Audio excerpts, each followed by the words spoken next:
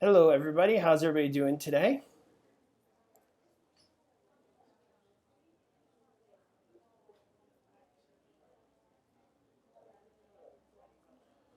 Hope you're all having a good evening. We're going to get started. I'm going to close some doors here so that we all have complete silence during the webinar. And today we are doing finance. Just having a little trouble closing the door. You guys go to open houses past weekend? Who went to open house? Anybody go to open houses past weekend?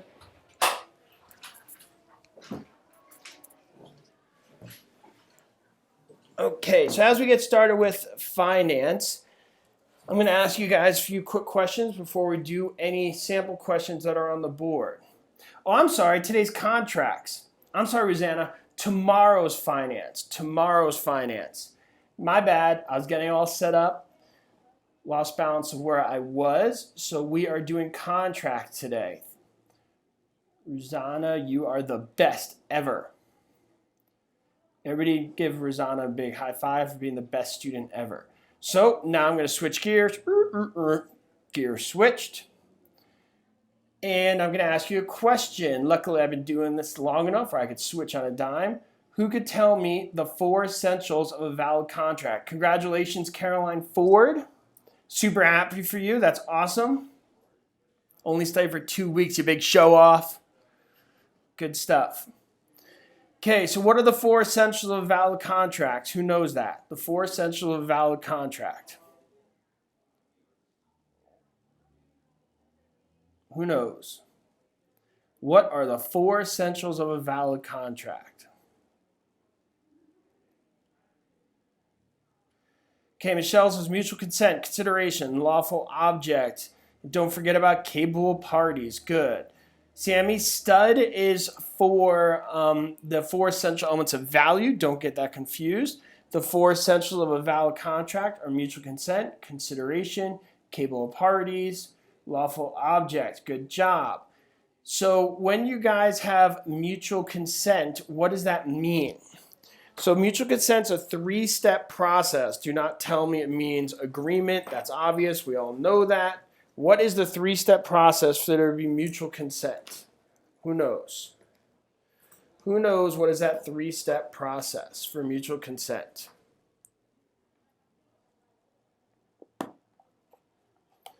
Meeting of the minds does not help either. Offer acceptance doesn't help. Those are just another ways to say the same thing. There you go, Mike. Mike stepped up. Mike got it right. So mutual consent, offer acceptance, meeting of the minds all means the same thing. What I was looking for is what Mike said is offer acceptance and communicate back that acceptance. Okay, so I want everybody to note that when we talk about mutual consent, if you guys just say meeting of the minds or offering acceptance, that all means the same thing. What I was looking for is you don't have mutual consent until the offeree communicates that acceptance back to the offeror. So the 3-step process is offeror makes offer, offeree receives offer, and then acceptance is communicated back to the offeror. Everybody got that? Right? Got it. If you got it, right? Got it. Okay, so you have that mutual consent, then you have consideration. What is consideration? Who knows? What is consideration? Can consideration be money? Can consideration be money? So consideration can be money. Can it be anything else? What else can consideration be?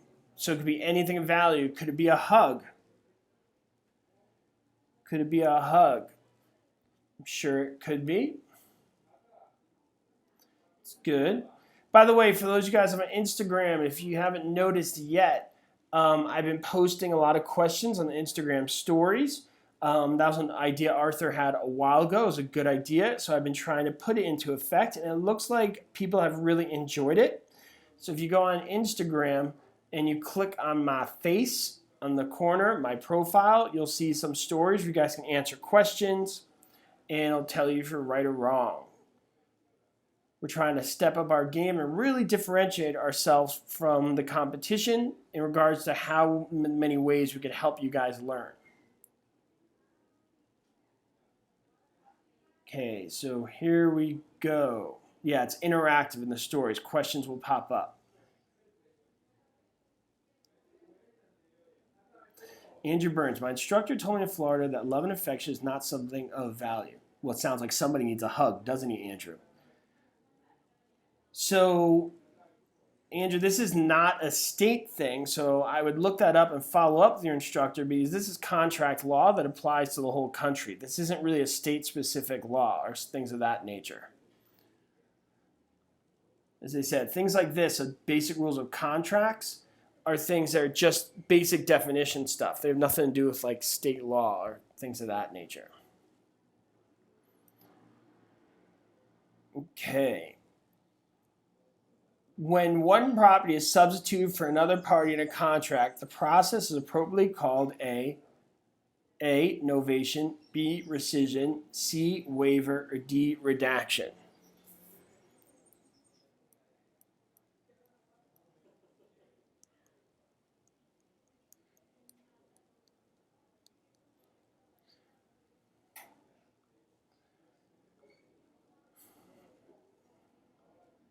Okay, nova is Latin for new. Nova is Latin for new.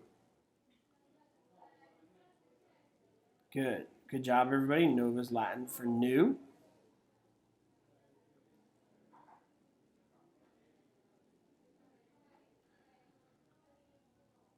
Under a lease for commercial property, a tenant agrees to pay $4,000 per month plus 3% of the gross monthly sales. This type of lease is called A, ground, B, triple net, C, percentage, or D, net. What do you guys think?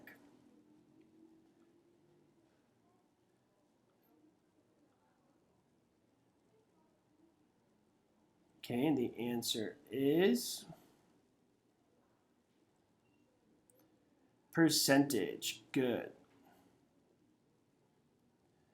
The answer is percentage. Nice job, everybody.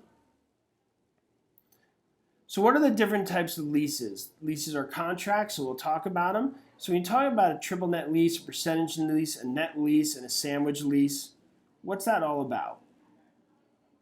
Who could tell me the difference between any of those? So what's a gross lease? Anybody ever heard that?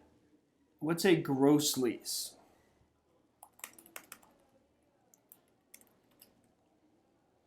What is a gross lease? What do you guys think?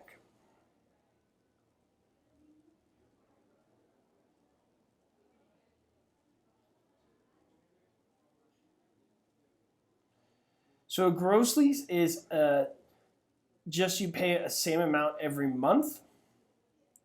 That is your standard monthly lease, right? A gross lease is just your standard monthly lease on residential real estate. What is a net lease? What is a net lease? What do you guys think? What is a net lease? Anybody?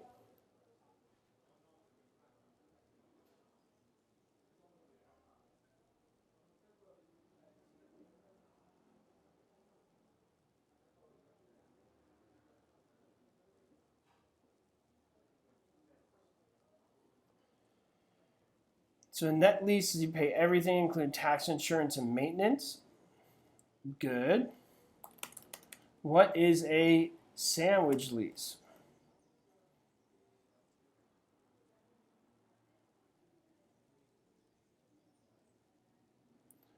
What is a sandwich lease?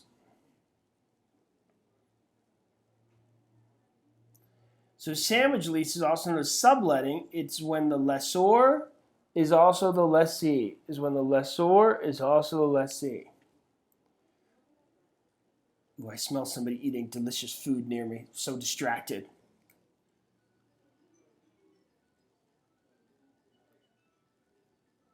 Okay, sandwich lease is when the lessor also is the lessee. And as per the one on the board, what's a percentage lease? So sandwich lease is basically subletting. So what's a percentage lease? This is the one on the board, so we should all get this correct. No, Sammy, it'd be subletting. If you're renting for somebody else, and then he rents that property or for somebody else to another person. Okay, it's a percentage of the sales. Good.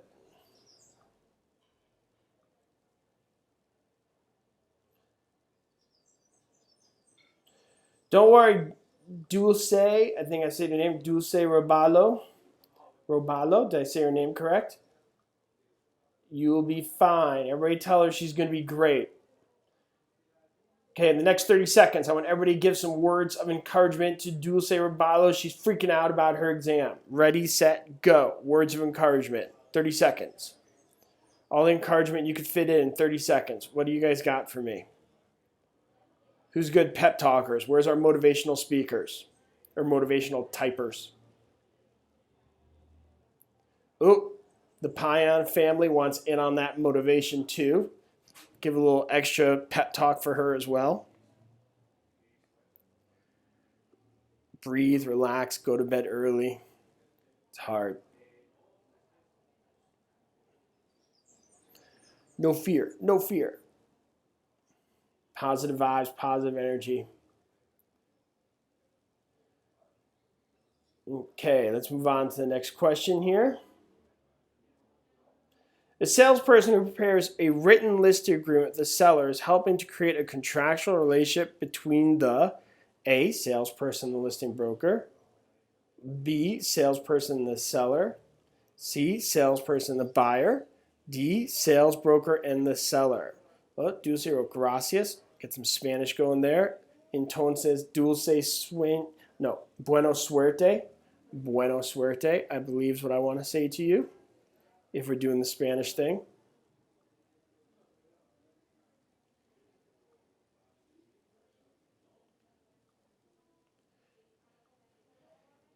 Okay, salesperson's broker and the seller. Okay, good.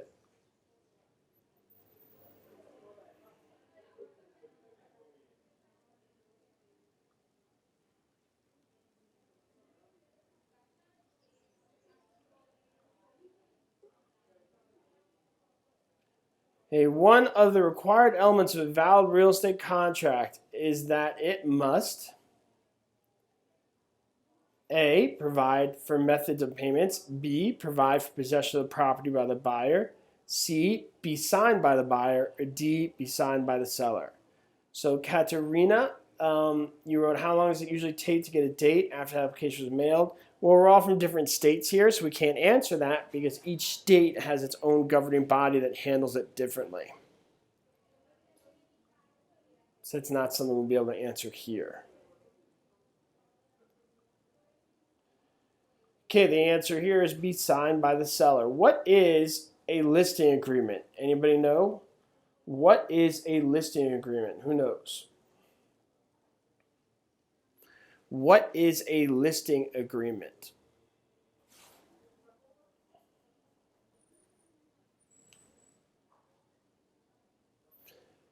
Okay, Benjamin writes bilateral contract. Michelle writes employment contract. Good. So an employment contract where you're employed to find a buyer. Good job, guys. How's my audio today? Am I coming in pretty well? What do you guys think? You guys hear me pretty well?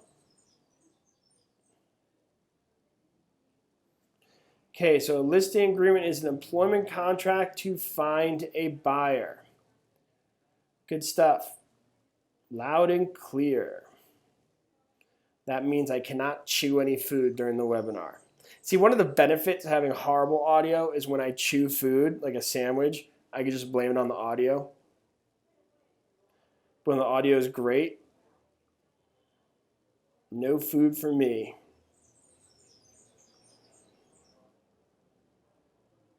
If the video is blurry, make sure you change your settings to 720 HD. If one of you guys would not mind writing that, I'd appreciate it. Write that in the chat. For clear screen, change your settings to 720 HD.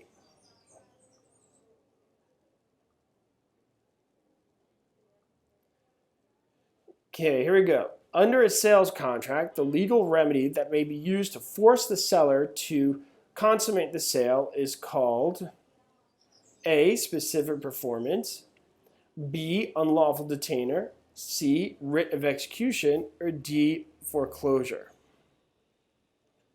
Sammy, liquidated damages is what you lose when you don't follow through with the contract.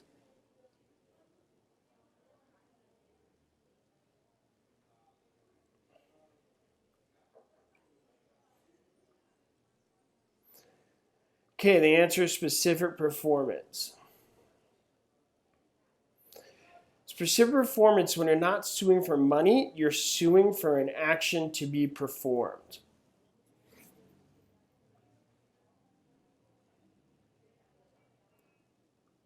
Good. If you sign a contract under duress, what does that make the contract? If you sign a contract under duress, what does that make the contract? What do you guys think? It makes it voidable. Why is it not void? It makes it voidable. Why not void?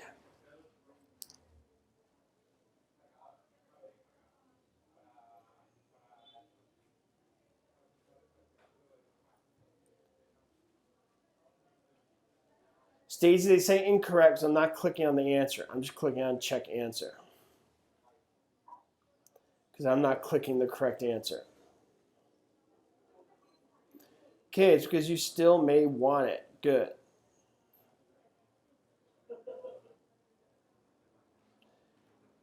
If a lessee pays a fixed amount of rent plus all expenses, the lessee is known as A, graduated lease, B, gross lease, C, percentage lease, D, net lease.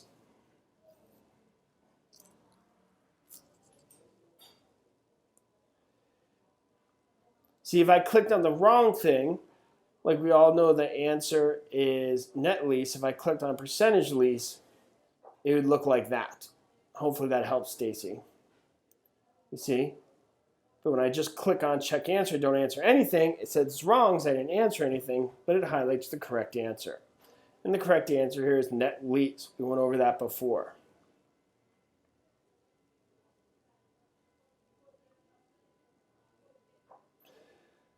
By the way, if you guys get a chance, check out our website, agentschool.com. We've been adding articles that you guys could utilize right now that will help you guys build your business even before you pass. Okay, there's things you could do there to start build your social media presence so that when you do pass, you're ready to go. So check that website out and also check out the Instagram, which would be Real Estate Agent School. Okay, Mike said I'm not going to brag, but I just got a $100 gift card from a realtor for referring a friend, and they bought a home. All right. That sounds good. Okay, so when a contract states that time is of the essence, the contract must be delivered and presented, A, within 48 hours, B, within 2 business days, C, as soon as possible, D, within 24 hours. Is what illegal?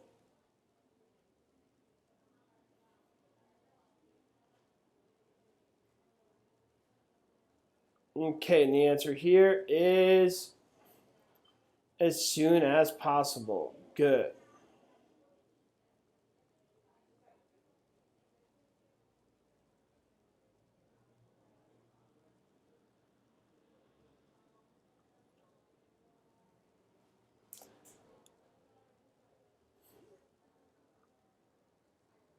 Okay, here we go.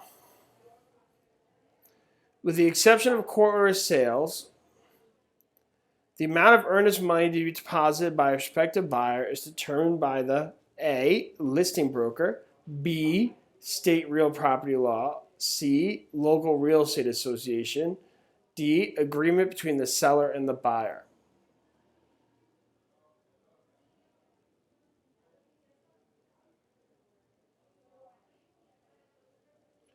Arthur, are you there? Maybe you could help Anthony. Anthony, you may want to try refreshing your screen.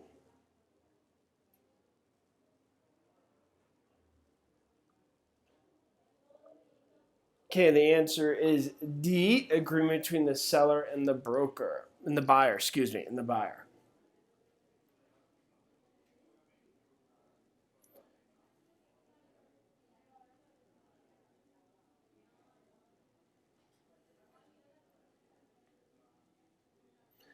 In the event that a buyer fails to perform an agreement to purchase the seller, in the event that a buyer fails to perform on an agreement to purchase, the seller may be allowed to keep the earnest money deposit as A, liquidated damages, B, an escrow bonus, C, due compensation, or D, compensatory losses. And the answer is A, liquidated damages.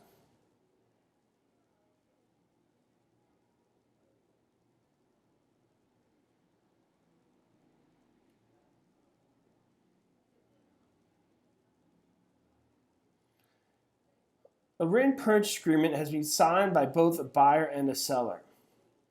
The Uniform Vendor and Purchaser Risk Act states that until the buyer has either possession of a title to a property, responsibility for the physical condition of the property, A, is delegated to the buyer who upon signing has equitable title to the property, B, remains with the seller, C, is given to a third party, or D, is assumed by the seller's homeowner's insurance company.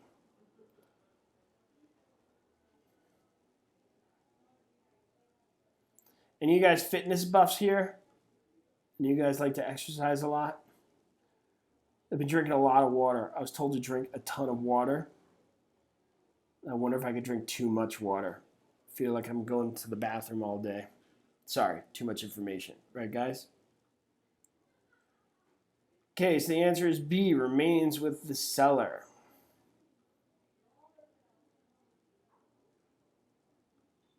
Why do they tell you to drink so much water? I never get it. So you're not hungry and don't want anything else? Half my body weight? Oh my God, I might as well stick my head in the bathtub and just keep drinking all day. Half my body weight in water?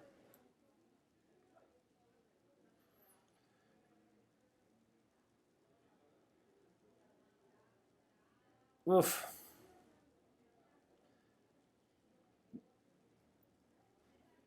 Okay, here we go.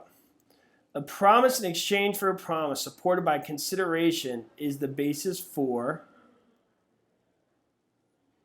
A, valid binding bilateral agreement, B, a multilateral contract, C, a unilateral contract, or D, an offer to a lease. No, it's very hard to drink too much water. One lady died a long time ago from some contest. Oh. All right. Well, that sounds horrible.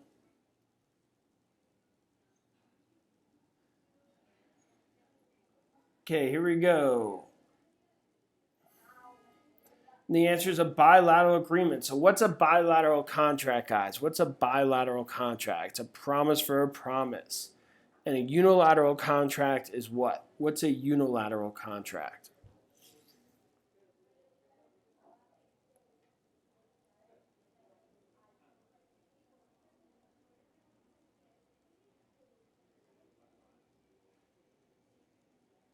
That is true, Sarah.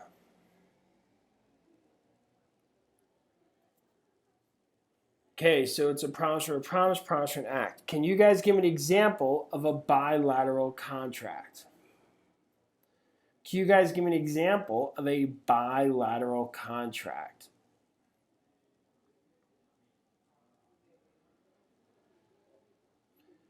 Who could give me an example of a bilateral contract? Elise, nice job. Andrew Bruns. Types of listings are bilateral. Michelle Lovelace, a lost dog sign would be unilateral. And Sammy, an option would be unilateral, not bilateral. Why is a lost dog sign an example of a unilateral contract? Who knows? Why is a lost dog sign the example of a unilateral contract? What do you guys think?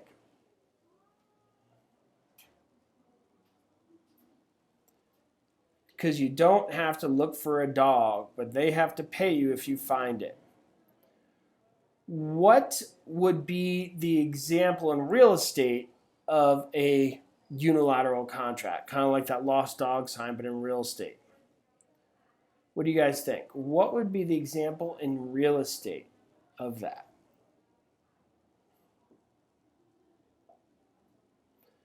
So an open listing would be kind of like that. An open listing would be kind of like that lost dog sign.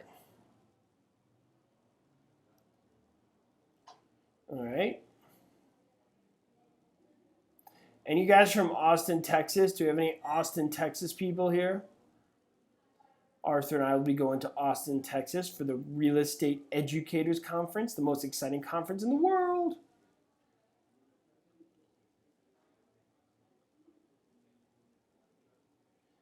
Doesn't that just sound like a horrible conference? It sounds super boring. Like, I can't think of a more boring conference to go to. Okay, Jones, the seller, receives an offer to purchase and puts forth a counteroffer to Brown, the buyer. Okay, Jones, the seller, receives an offer to purchase and puts forth a counteroffer to Brown, the buyer. Until Brown notifies Jones of acceptance or rejection, Jones, A, may accept Brown's original offer, B, cannot accept another from a different buyer, C, is legally bound to terms of the counteroffer, or D, may produce a new counteroffer. Yes, Sammy. Option is unilateral. I don't know if you know, but you got on caps lock, so everything's capitals, so it feels like you're yelling at me. Anybody else feel like that when somebody writes you in all capitals? They write you all in capitals, and you're like, whoa, relax. No reason to get all angry. I know you don't mean that, Sammy. I know it's probably just on caps lock. Like somebody writes you in caps lock, I'm like, why all the yelling? It's all right, Sammy. Okay, so you answer this one on the board. Good one, Mike.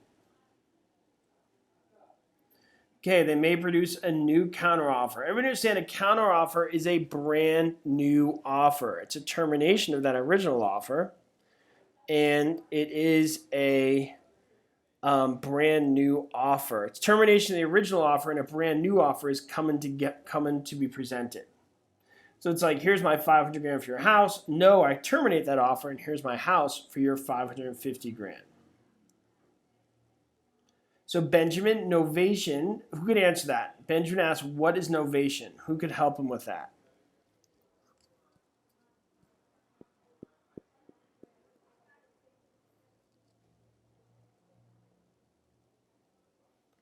Is Latin for new. So Benjamin, a novation is a new addition to the contract.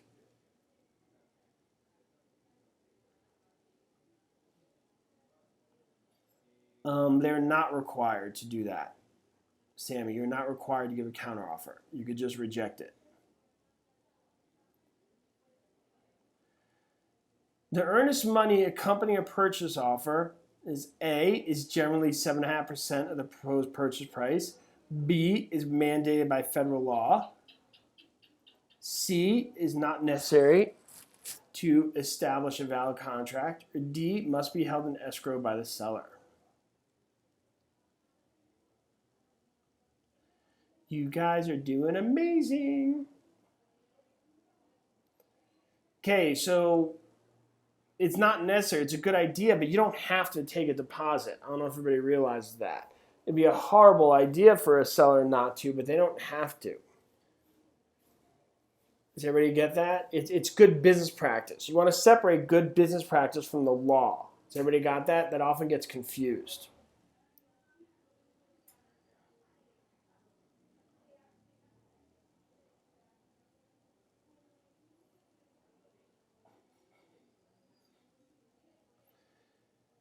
In a listing, which clause will allow a broker to collect a commission for a specified period of time after the term of the listing expired? A, release clause, B, acceleration clause, C, delay pay clause, or D, protection period clause?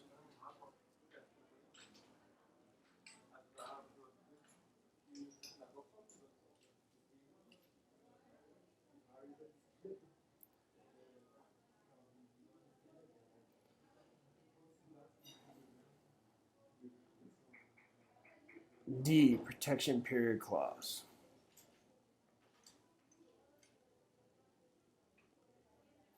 So this French guy outside my office. You guys hear him in the background. Super nice guy, great person, wonderful guy, but whenever he talks in French, I always think of Pepe Le Pew. Is that horrible of me? I don't know.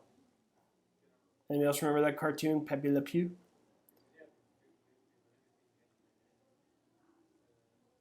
One time I showed him that cartoon, he thought it was funny.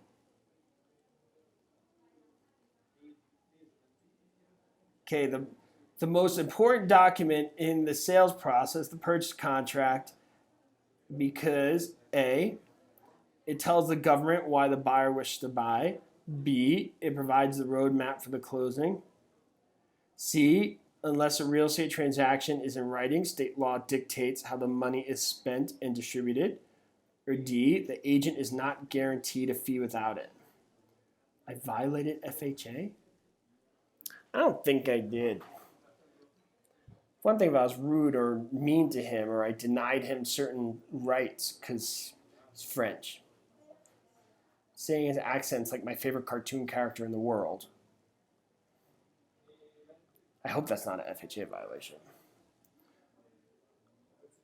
Okay, here we go. And the answer here is B.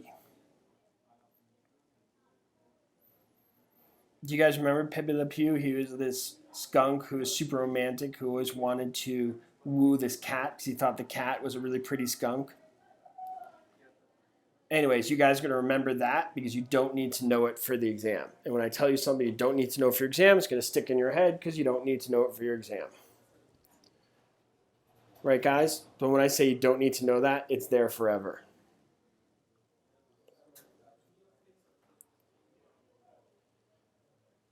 And not to be a spoiler, Pepe never gets the cat.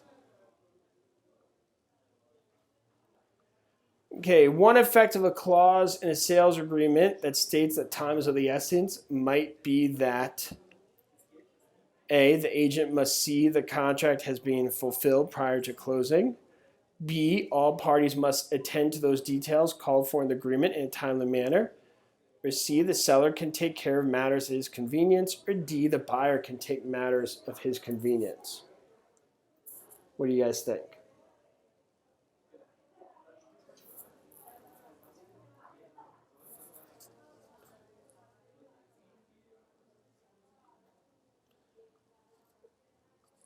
Okay, the answer is B. All parties must attend to those details called for the agreement in a timely manner. Okay, let's do one more for the day, guys. One more. We got one more on the docket. In April, Jones accepted an offer to sell his house to Brown. In June, Brown paid the purchase price and received the deed to the house and the keys.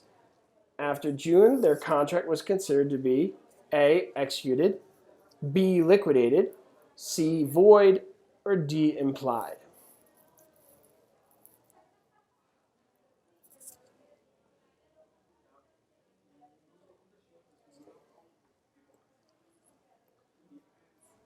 And the answer is A, executed. A, executed. All right, guys, that's it for today. Remember, check out agentschool.com. Make sure you join our real estate exam study group on Facebook. Just look up PrepAgent Real Estate Exam Study Group. And Benjamin, we're thinking of you. Good luck. And to the rest of you guys, I'll see you tomorrow. Tomorrow we're doing finance. I goofed when we started today, but tomorrow we're doing finance. And that's going to be boring and horrible because finance always is. But I'll do my best to get us through it in as painless of a manner as possible. Kind of like getting a shot at the doctor. See you guys tomorrow. Have a great evening.